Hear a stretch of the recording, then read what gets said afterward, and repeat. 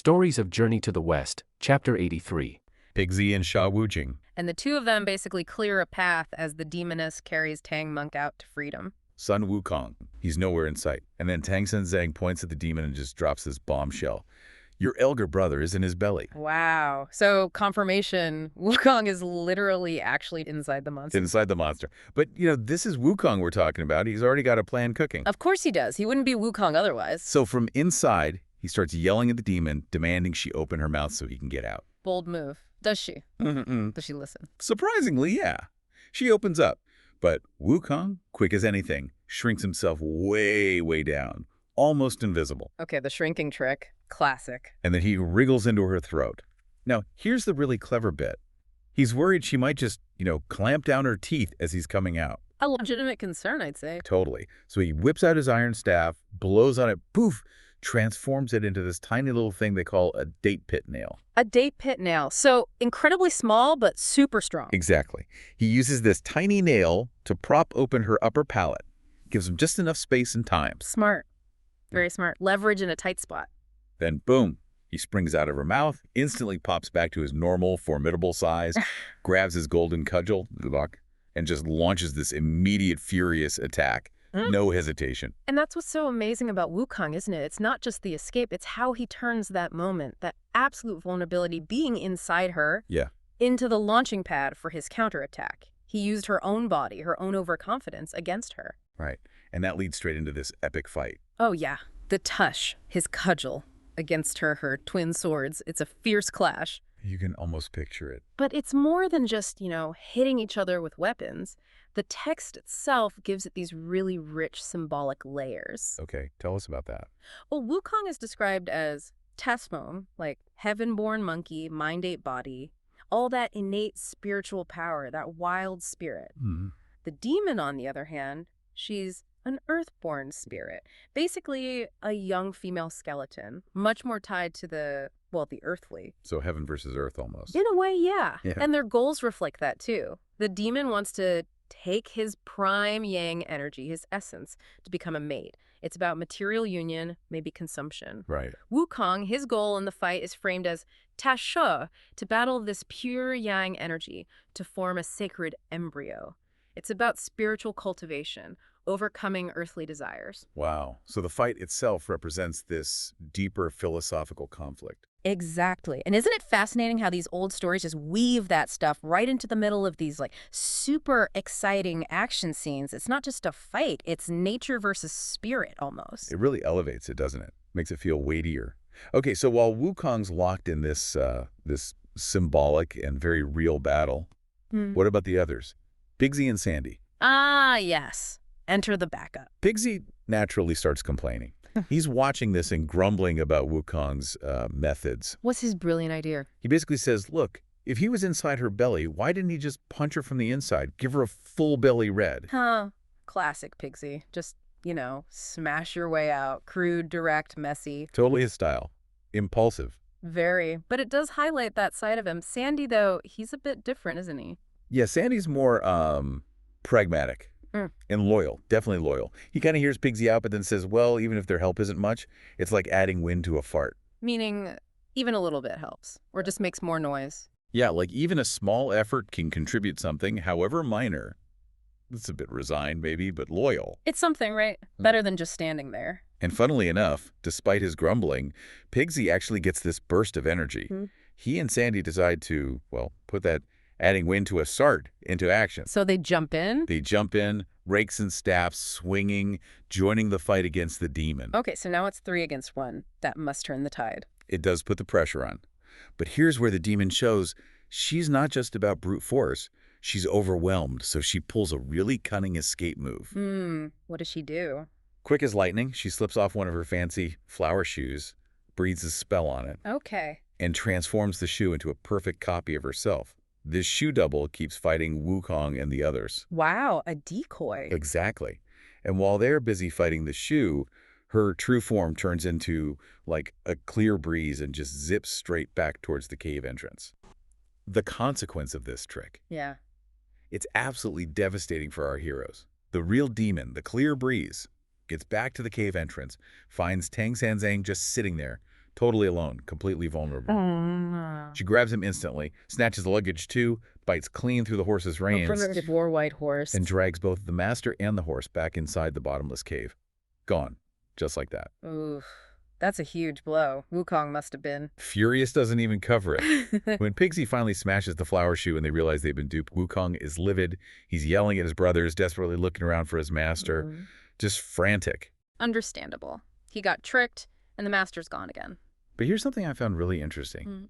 In this moment of total crisis, Pigsy, he actually kind of laughs. Laughs. Seriously? Yeah, it's this weird, dark humor moment.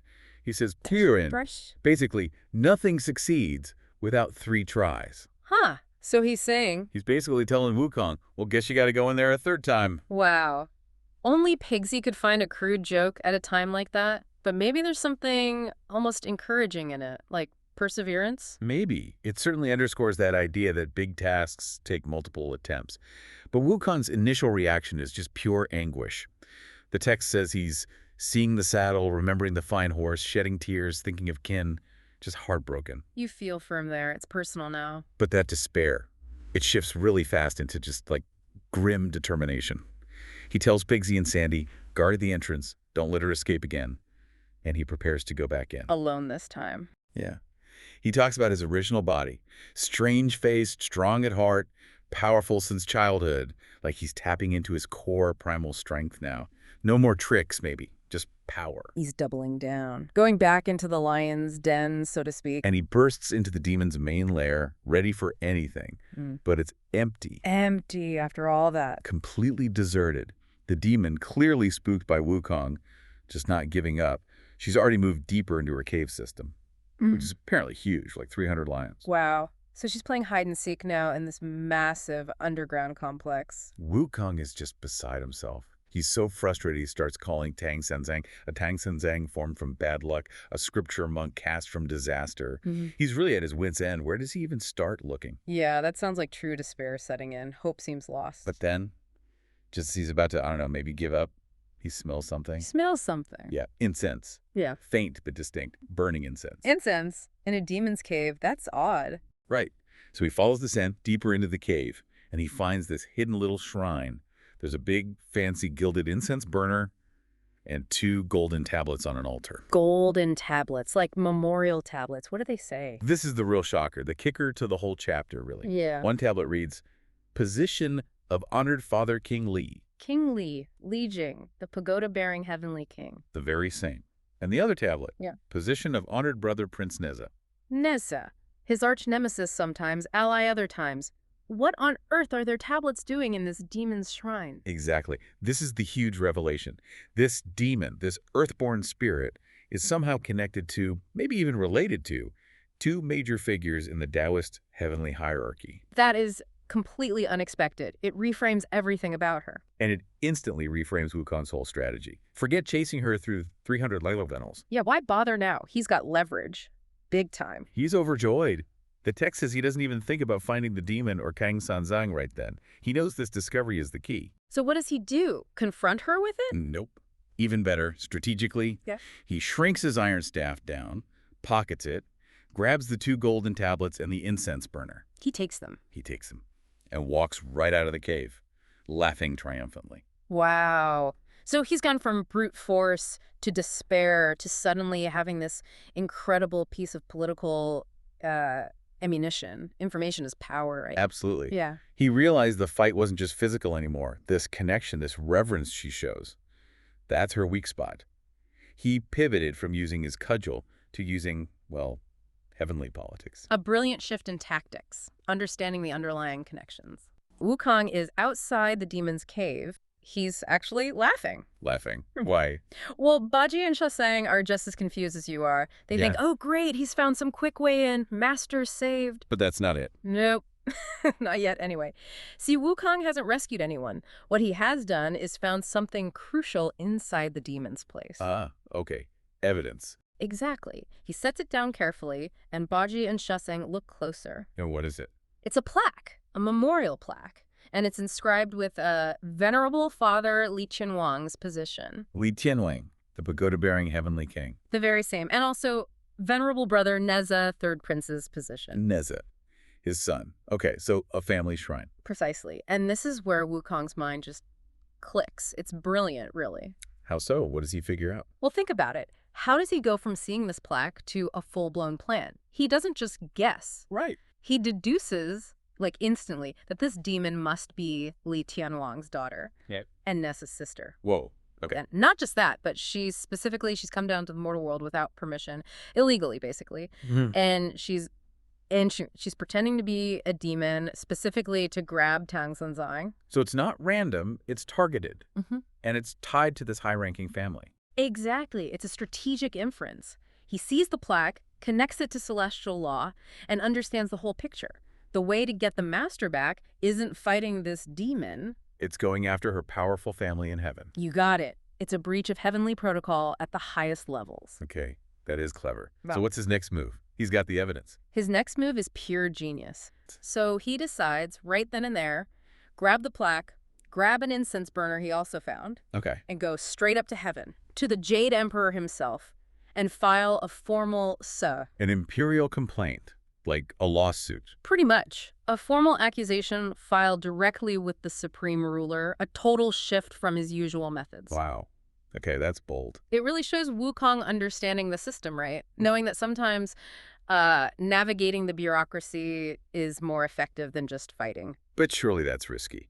Baji must have something to say about this. Oh, he does. Baji, ever the pragmatist, immediately pipes up. He's like, whoa, hang on. Yeah. He reminds Wukong of that saying, Dun, if you accuse someone of a capital crime and you're wrong, you could face the same penalty yourself. Oof. High stakes. Very. Baji warns him, an AC isn't something you just file casually, especially not against someone like Li Jing. But Wukong's not deterred, I'm guessing. Not one bit. He's completely confident in his plan. He actually dictates the complaint right there, on the spot, for Baji. He dictates it. What does it say? It formally accuses Aisai Yidong, Li Jing, and his son Neza of improper family discipline. Which sounds maybe mild, but for a celestial general? That's a serious charge, right?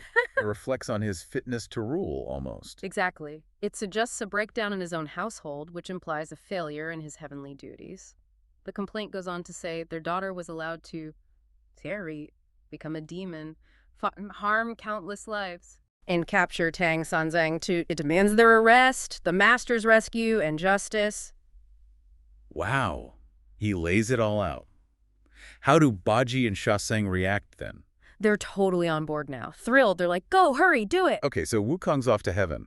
How does that go? Does he just march in? Pretty much. He grabs the plaque, the incense burner, hops on his cloud, zoom, straight to the southern heavenly gate. The main entrance. Yep. And the guards there, the heavenly kings, even the really powerful ones. They try to stop him? Nope.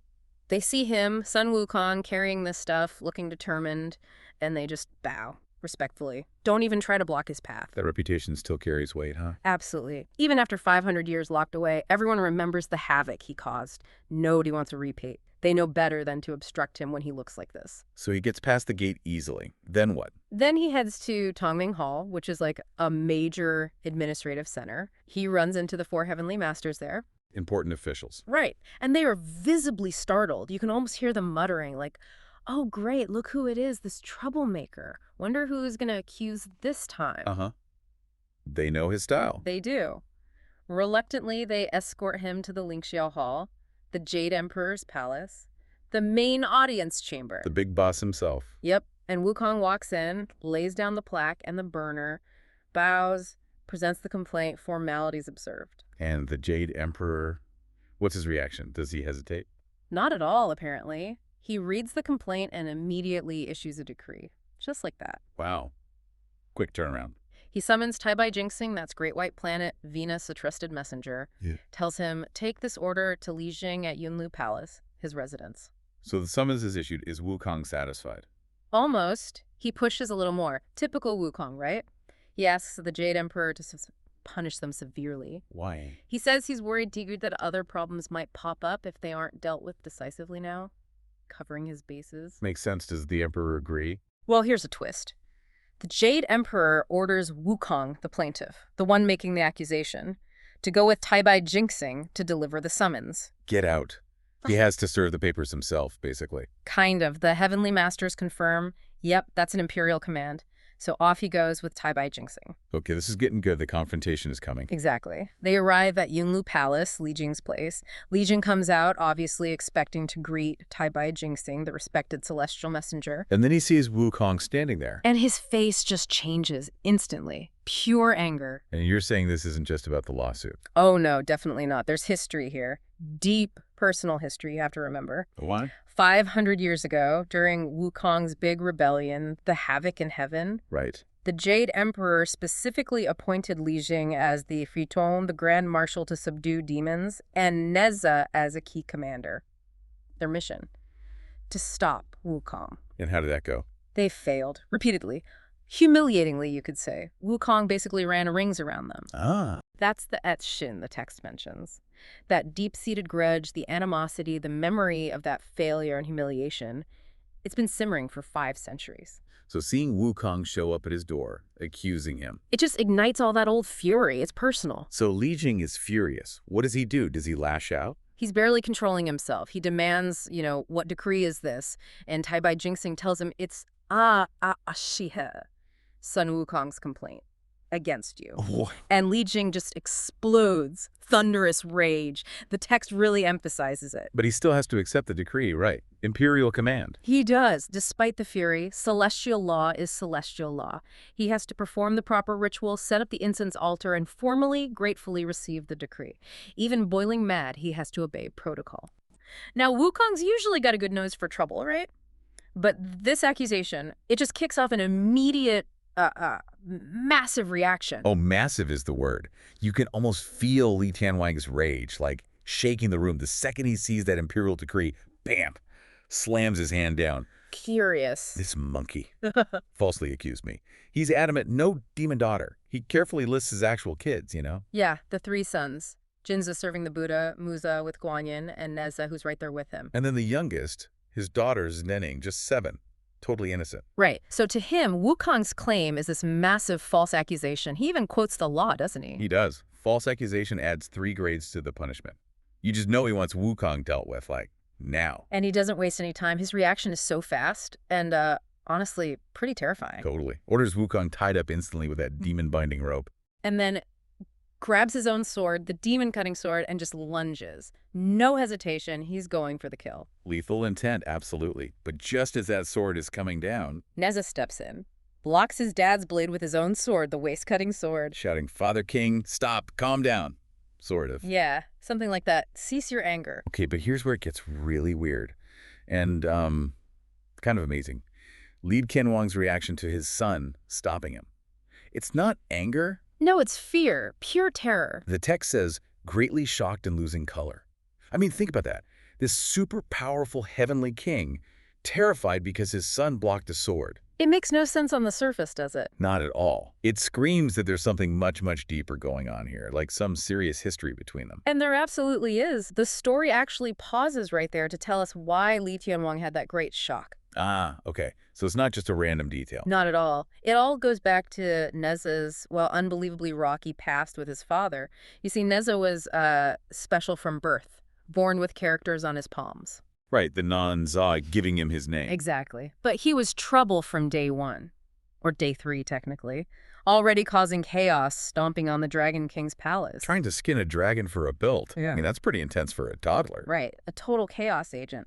So Li Tianwang, his father, starts thinking, this kid is going to cause major problems. He fears the repercussions. So what does he do? He decides he has to kill his own son. Whoa.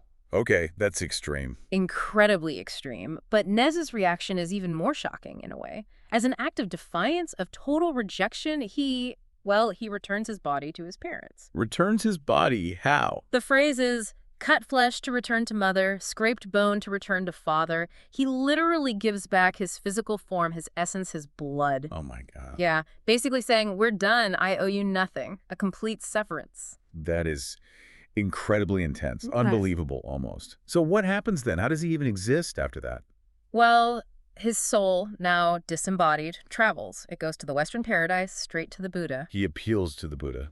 Yeah, And the Buddha, with his, divine wisdom, performs this amazing miracle, uses lotus root for bones, lotus leaves for clothes, Wow. and a special mantra, a life-restoring true mantra, to bring Nezha back. But not just back with immense divine power, a whole new body. Okay, so rebirth through divine intervention. But surely, after his father tried to kill him. Oh, he wanted revenge. Badly. He goes after Li Tianwang. Understandable, I guess. Totally. But the Buddha steps in again, promotes reconciliation. And this is key. He gives Li Tianwang that famous pagoda. The exquisitely carved, translucent, golden relic pagoda of wishes. The one he always carries. That's the one. Filled with glowing Buddhas. It's a powerful artifact that lets Li Tianwang control, or rather pacify Nezha, by making Nezha accept the Buddha as his true father, essentially. So that's why he's the pagoda-bearing heavenly king. It's because of this whole history with Nezha. Exactly. And that's why Li Tianwang was greatly shocked back in our scene. He wasn't holding the pagoda right then. Ah. So he was genuinely afraid Nezha might still hold that grudge, might actually attack him without the pagoda's protection. Precisely.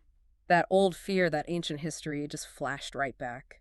Wow, okay. That completely changes how you see that moment. It's not just anger management issues, it's deep-seated trauma. Absolutely. So now that Nezha has sort of reminded his father of their unique relationship. He can finally clear up the whole daughter mess. Right. He explains she's not blood, she's in Grace daughter. Adopted. Adopted out of grace or gratitude? Gratitude, yeah. See, she's actually a demoness by nature. A gold-nosed, white-furred rat demon. Catchy name. Isn't it?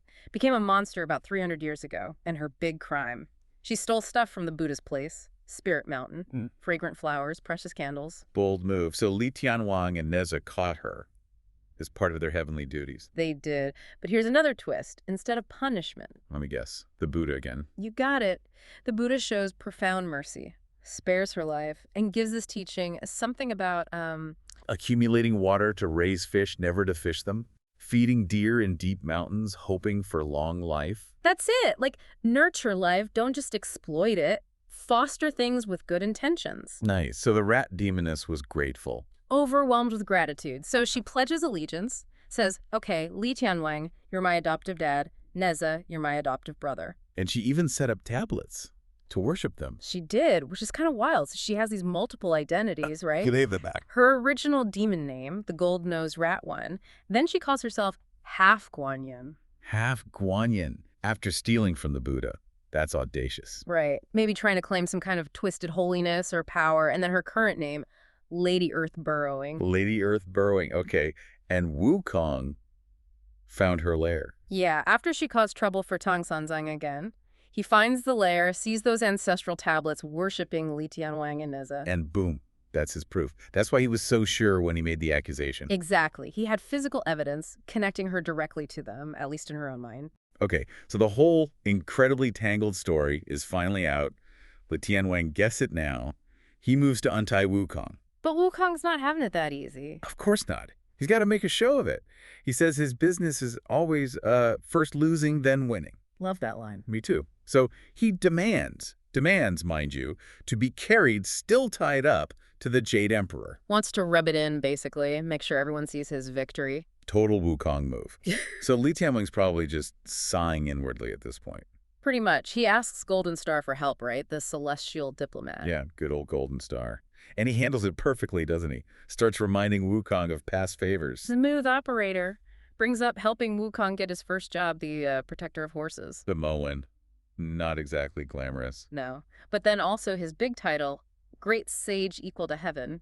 Golden Star sort of implies he made that happen. And even claims credit for Wukong's immortality, saying, you wouldn't even be here without me. But then Venus drops this bombshell, and this is like a huge insight into how heaven actually works. This is critical. He reveals the time difference. 1 day up there in heaven is 1 year down on Earth. Wait, hang on. 1 day is a year. A full year. Oh, man.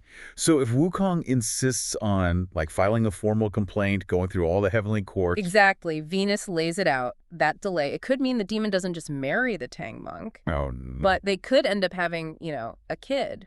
A little monk's son, as the text puts it. The whole journey totally derailed. Wow. Okay, so that's the pragmatic side of divine bureaucracy right there. And you see the Wukong just process this. The anger is still there, but he gets it. He gives in. Lets Li Tianwang untie him.